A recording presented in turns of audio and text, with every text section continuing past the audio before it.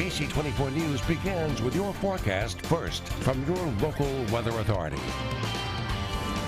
I'm Chief Meteorologist AJ Fox. Well, that was exciting, wasn't it? We had some thunderstorms that were moving across the valley. A lot of lightning, a little bit of rain for the valley floor. And now we just saw one flash flood warning expire, but we still have one in Tulare County that remains in effect. The green area is a flash flood watch. We also have a winter weather advisory that's in effect through Friday evening. The amount of rainfall that we got in Fresno seems a little disappointing for the action that we had earlier in the day, but now we still have a couple of isolated showers. Still much of the action is for the main area of the Sierra Nevada. We still have some snow to deal with and some isolated thunderstorms that we're going to have to deal with as well, and that may yet linger for Fresno into tomorrow morning. 59 degrees at 8 a.m., 60s by noontime, and clearing some in the afternoon, 73 at 4 o'clock. KSEE24 News at 11 starts now. Local news that matters. This is KSEE24 News at 11. From the North Valley to the south, lightning and thunder hitting throughout the valley, leaving thousands of people without power. Good evening. Thank you for joining us. I'm Stephanie Baruchian. And I'm Alexander Balakian, and that's where we begin with this crazy weather that we're having from the foothills to the valley. Again, Mother Nature wreaking havoc all over the place. Lightning, thunder, wind and rain, thousands in the dark. In some areas, trees came crashing down. And check out this photo taken in Fresno. It was sent in by our viewer, Ryan Watamura. The light show, very impressive. We have live team coverage tonight. Our AJ Fox is standing by in the Weather Center with your forecast. But first, we go out to AJ Cotto. AJ, how bad is the damage out there where you are? Alexander, as you said, definitely a crazy night out here with that wind, the lightning. Reports of trees down like this one right here. As you can see, City of Clovis just arrived on scene here, clearing this up. We're at Gettysburg and Willow right now. This came down around 9 o'clock. Now, I talked to the family who lives here. They say this crazy weather came out of nowhere. Across the valley, this video shows the strikes light up the sky. Viewers also sending in pictures of what they're seeing. Thousands are now without power. Monica Vargas saw a flash and looked out her window. There was a lot of lightning, and then there was like some heavy rain, but that came kind of a little after the tree thing fell. But it was like, weather-wise, it was crazy. She says the large tree branch snapped off, just missing a parked car. Now they've coned off the area while they wait for cleanup crews. Everyone says this weather just rolled in. Oh, it was like crazy. Everything was calm before. All of a sudden it started, and the taco guy was outside. It blew off all his setup. CJ was working when the wind started picking up and says it came and went in about an hour.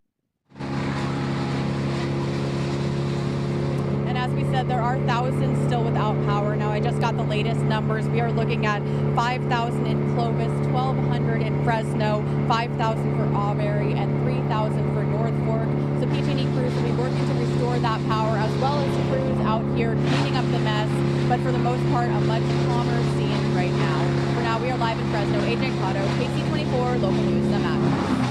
Thank you, AJ. Of course, those power outages impacting where the KSEE24 transmitter is, knocking out our signal to some of our viewers. So that we'll have to wait and see how long it'll take to get that going again. We're going to continue our team coverage with just how long all of this is going to last. Yeah, AJ Fox standing by. AJ, this seems so random, especially here in May. Well, you know, it's unusual for the time of year, and these types of thunderstorms are relatively rare for our area, period. We may get about a half a dozen of these types of storms a year, and so here we got one of them today.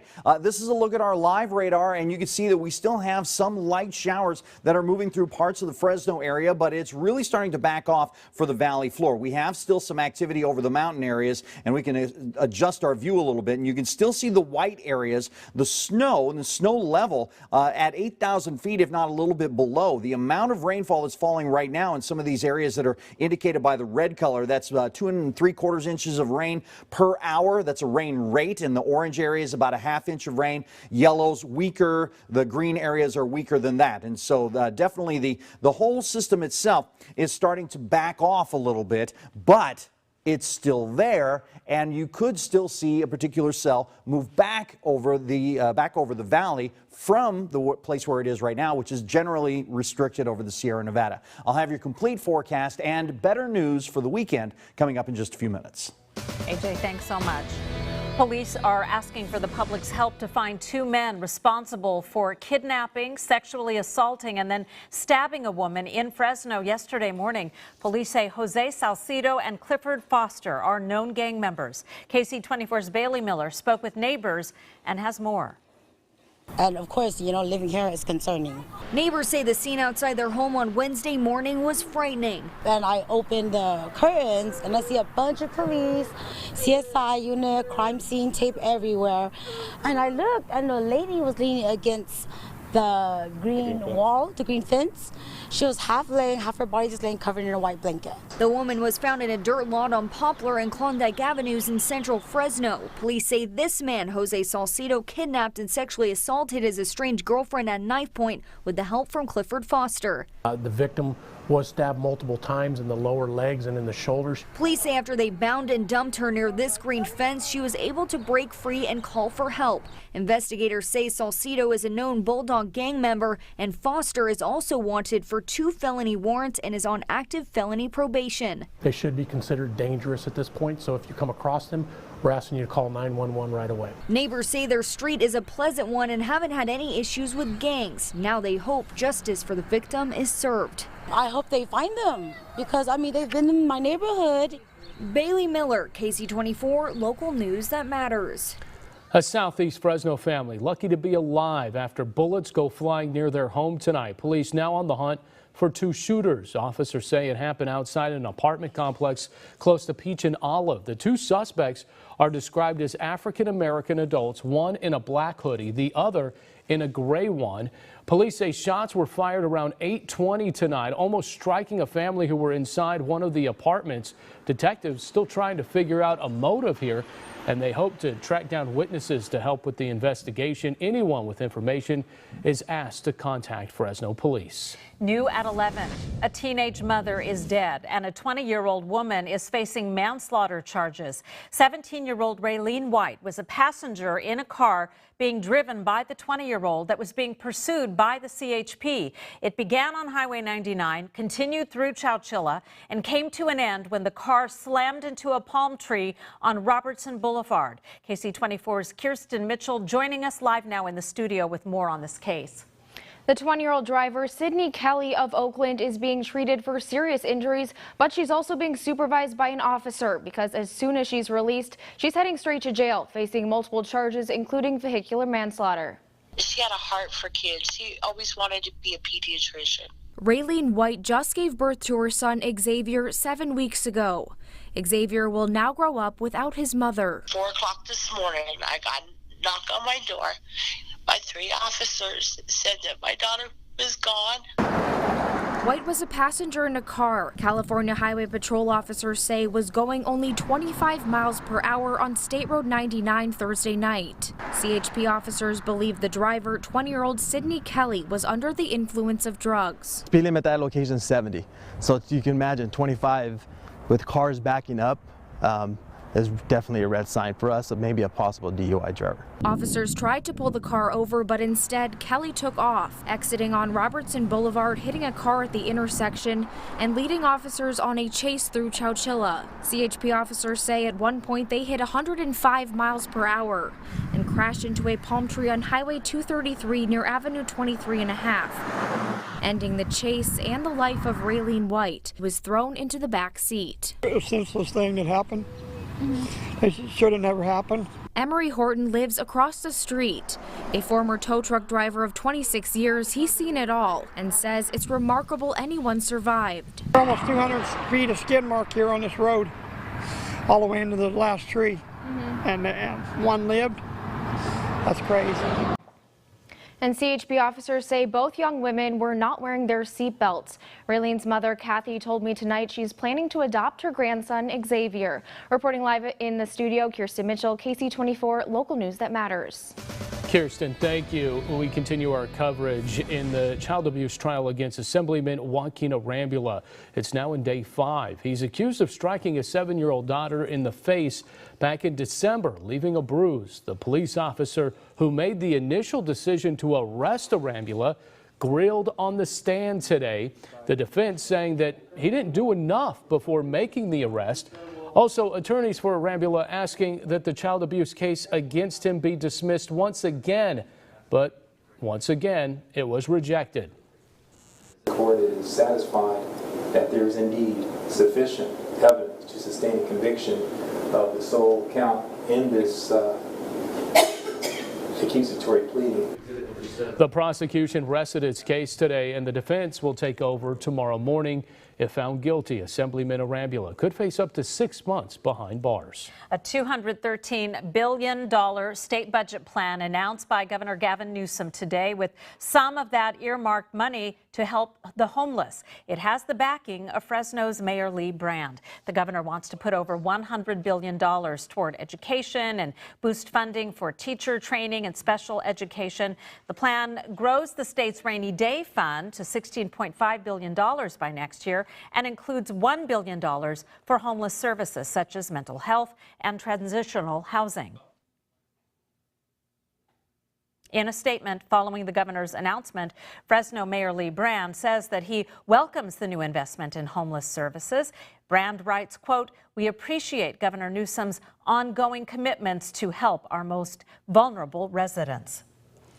Well, still to come, the Tower District buzzing tonight. And I want to see people come out to enjoy the restaurants and the venues. Businesses opening their doors for all to sample their food and drinks. Your 4-day allergy forecast brought to you by the Allergy Institute and Dr. Amaminian. It'll be in the low range into next week. Ash, juniper, privet, the predominant province, and your weather headlines for tonight. Thunderstorms, yes, they're still possible, if not likely overnight, and then they'll end Friday morning at the latest, but isolated showers do remain possible through at least a portion of the day on Saturday. But I got a change about that coming up. Mostly sunny and warm for your Mother's Day. I'll have that complete forecast as KSEE24 News continues.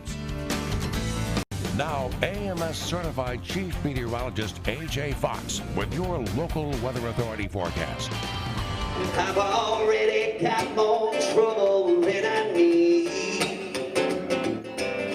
That's Jeremy McComb singing there at Jimbo's tonight. It was a benefit concert held to help families in need. The organization Sleep in Heavenly Peace builds and installs bunk beds for kids, and they were raising money for that tonight. It was a free show, and they basically just brought around baskets for people to put money in. It was a pretty cool situation. On May 11th, that's a Saturday, KSEE24 is helping out by building beds at Clovis Nissan. So we've got a big project. KSEE24 is the media sponsor of this event. Program. Yeah, and so it was fun to be out there for a while, and then I was there for a bit, and then my phone started going off, and I'm like, oh, back to work. Got a little crazy. Yeah, it did. Mother Nature's not going to leave you alone. No, exactly, and so yeah, on call all the time. Take a look at our high temperature today. This isn't the top story weather-wise, but 82, that's pretty normal. Well, that was earlier this afternoon, and then things stopped being normal. We're at 64 degrees now, 60 in Los Banos and Merced. We're still at 70 in Lemoore and also Hanford, so that cool air hasn't quite arrived. And all the rain that we got was 1/100 of an inch of rain in Fresno. It didn't even get any in Madera. We still have a flash flood warning in portions of Tulare County up into the mountain areas. In the green areas, a flash flood watch, and that lasts till Friday. Winter weather advisory above 8,000 feet also lasting through Friday. This is the last 4 hours. That's that wave that came through. And do you see the gray bits that go along with it? Those are areas of hail. So we still have rain, moderate showers, even some heavier showers. And the white area is snow. The snow area is actually getting a little bit wider. We still have some isolated thunderstorms down through the Tulare County Mountains and even the Kern County Mountains. And according to Futurecast, we'll have an isolated chance of thunderstorms, especially from Fresno southward through tomorrow morning, and then things start clearing up for us.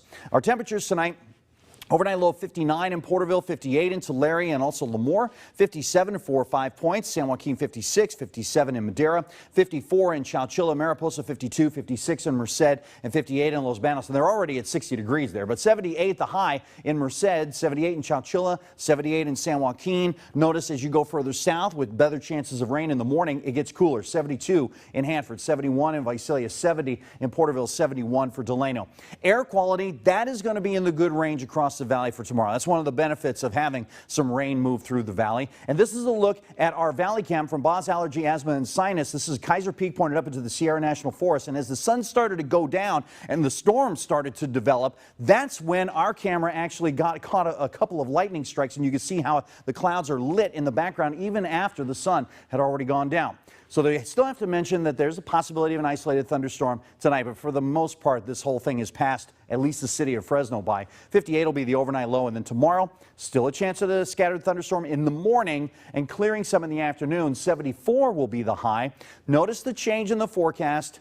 I took rain out pretty much for all day Saturday. There's a chance in the early morning of a sprinkle, but for the most part, the weekend will be dry. Mother's Day, mostly sunny, 87 degrees, and approaching and getting oh so close to that 90-degree mark on Monday and Tuesday of next week before a cool down towards the end of next week. Your regional forecast, that is available on our website at yourcentralvalley.com. Now, I want you to take a look at this video. Oh, there it is. Wow. That we were out there on Facebook. This is from my Facebook Live, and Julia was loading in some gear. She was covering sports like she does for us at KSEE24 all the time. And just while we were talking, lightning decided to strike right at that moment, and then we all screamed. Yeah. That's a pretty good bolt. It was. Yeah, it was. And how far do you think that was? That one, I think, pretty close. Well, it looks close, but you can always count before you hear the thunder. It's 5 seconds per mile. Okay. And I said, oh, it sounded like 10 seconds. I watched the video. It was 5. Oh, it was 5 seconds. Oh, it was so a mile away. Yeah, so wow. it was relatively close. If you can hear it, it can hit you. Yeah. Yeah. Well, get inside, for goodness sake. Absolutely. We did, right away. All right. Thanks, AJ. Well, before Mother Nature started to act up, the Fresno County Farm Bureau celebrating their 102nd year of being the staple to the Valley's ag industry. Nearly 300 people came out to Wolf Lakes, including farmers, ranchers, and elected officials. It was the Farm Bureau's chance to celebrate all the major achievements and to reflect on how to continue to tackle the tough issues the ag industry faces each and every day. We produce the best food, the safest food, and the cheapest food of anywhere in the world. It's important to Farm Bureau, and Farm Bureau fights every day to keep agriculture going. And the Farm Bureau is on the front lines to help the Valley produce $7 billion ag dollars a year. They also handed out some journalism awards. You might recognize the guy in the middle there. Yeah, you know, I was honored tonight with one of their great tractor trophies, so to speak. Right here, I was picked as the best video journalist for the year. For a story I did right here on KSEE24, actually, the gas tax involving our farmers and how it could be, there it is right there, how could it be starting to really cripple our farm industry. Yeah. So they awarded me with this year's tractor award. And very proud of you. I'm very honored. This is great. You should be. Yes, I know my son's going to love playing with this tractor. Well, let him look at it. Yeah, he can look at it. We'll put it on a little trophy on a nice case. Shelf. Yeah. Congratulations. Well, thank you. Coming up, time to see what's in sports. Yeah, that's right. I hope Julia is okay. Yes. I know Scott is filling in, but we'll see what's going on. Scott Bemis, what's happening? Yeah, I'm going to give Julia a call to make sure she's all right after that. Well, Alex, on Fresno State softball welcomed Boise State to Margie Wright Diamond before all the weather came in, and, well, the Dogs turned out to be rude hosts. Highlights ahead. Plus, Fresno State baseball is having a solid season, and their leader's going to be back for at least a few more seasons. Some coaching news next in Sports Central. Now, Sports Central, presented by Table Mountain Casino. All right, let's get you out to Margie Wright Diamond.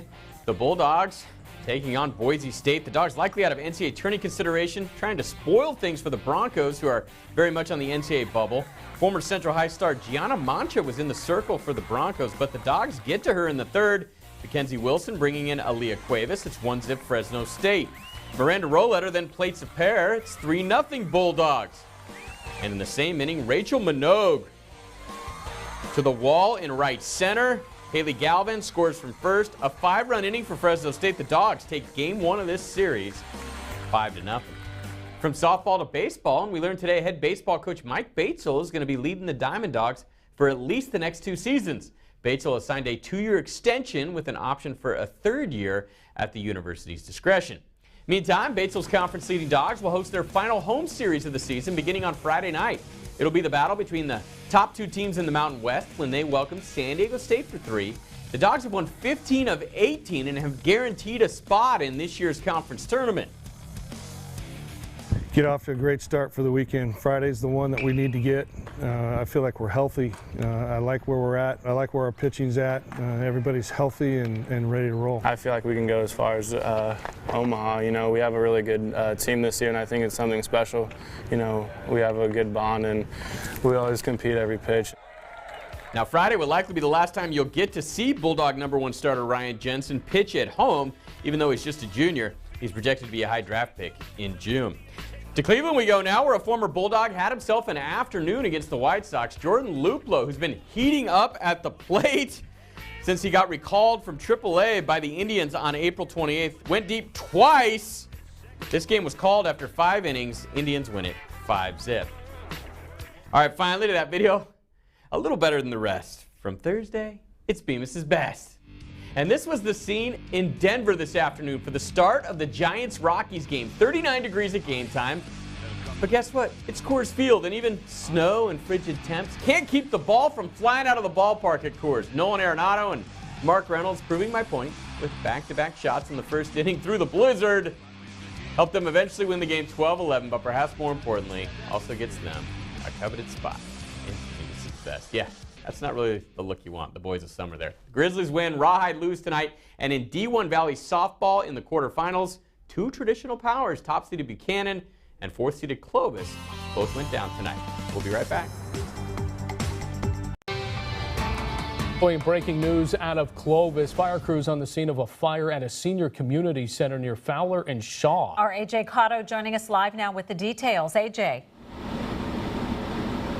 Well, Alex and Stephanie, we just arrived on scene here. This is a Solstice Senior Living Facility. Take a look at the scene that we're looking at right now. There are a lot of engines on scene here. We're told about 6 of them, and people have been evacuated from this complex. Now, we talked to one of the residents. They said that it was in a single unit on the 2nd floor. Firefighters say this is still under investigation. They say this call just came in within the hour. Now, they said at the high point there were about 70 people evacuated, but those residents are starting to return back into their rooms right now. So that's what you're seeing on the lawn right now. They say that the medical staff is on scene. They're evaluating those residents that have been evacuated, but they said that there are no injuries here. Now the battalion chief is here. He's going to be giving an interview with us in just a moment, so we'll have some more information. We'll of course bring that to you as soon as we get it. For now, we're live in Fresno. AJ Cotto, KSEE24, local news that matters.